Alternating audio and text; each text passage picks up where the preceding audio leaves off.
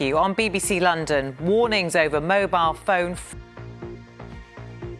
Hello, very warm welcome to the programme. I'm Samantha Simmonds. First tonight, a warning that criminals who target mobile phones are changing their tactics to gain access to banking apps. The head of the Metropolitan Police's Economic Crimes Unit says the public needs to be more aware of how thousands of pounds can be stolen in just a matter of minutes. Dan Whitworth has the story.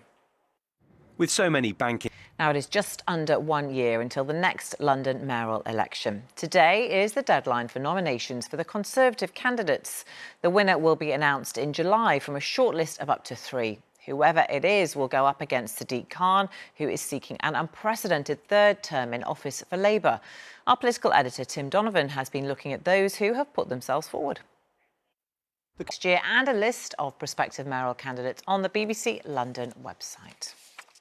Ofsted inspectors need more training to support teaching staff. That is the call today from a union after a report in the British Medical Journal called for all potential work-related suicides to be investigated following the death of Reading head teacher Ruth Perry. She took her own life after being told her school would be downgraded from outstanding to inadequate. Ofsted says it carries out its work professionally and sensitively. Here's Bronwyn Jeffries. South London, whose children have been treated for cancer, are being asked to take part in an NHS consultation to decide the future of children's hospital cancer care and where they'll be treated in the future. The shake-up of services follows an independent review which found patient safety of vulnerable children was compromised travelling between different hospitals. NHS England says it wants all future services from intensive care to radiotherapy based in one site. Aisha Baksh has the details. Now let's take a quick look at some of the day's other news. More than 1 million people have signed a...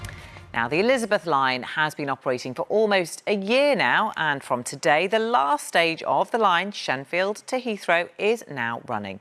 It finally marks the completion of the Crossrail project. Here's our transport correspondent, Tom Edwards. Lots more to come, including...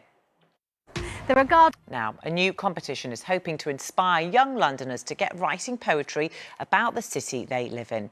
It's aimed at 18 to 25-year-olds, and there is a winning grant of £10,000 up for grabs. Well, to tell me more is the Director of Heritage of London Trust, Dr. Nicola Stacey, and Arno William Mbaki.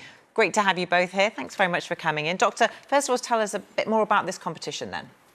So this is a competition for any Londoner between the ages of 18 to 25, and it's really to get them to look around their neighbourhoods and see what inspires them in terms of history. State, shelter. I know, that's brilliant, thank you. Tell us what inspired you to join this competition and to write that piece of poetry.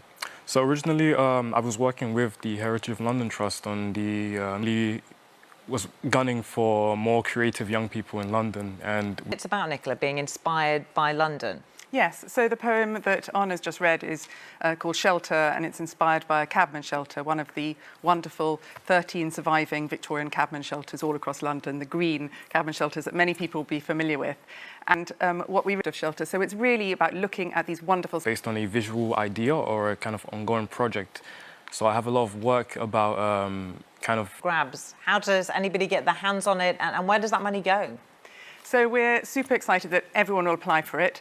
The website is, as part of the project, you will be working with young people and inspiring them. So we want to see a little bit. You both here, and hopefully we'll get the winning entrant on the programme as well. Thank you. Now, in a moment, we'll be heading over to Chelsea. But before we do, just time to remind you that we've plenty more stories online, including this. Now to one of the biggest events in the horticultural calendar. The Chelsea Flower Show is getting underway. As always, there are a huge range of gardens and green spaces on display this week. It opens to the public tomorrow. Elizabeth Rizzini is there for us. Hi, Elizabeth. Oh, looking glorious as ever. And the sun is shining for you. From me, Victoria Hollins will be back later at 10:30. For now, from all of us, have a very good evening.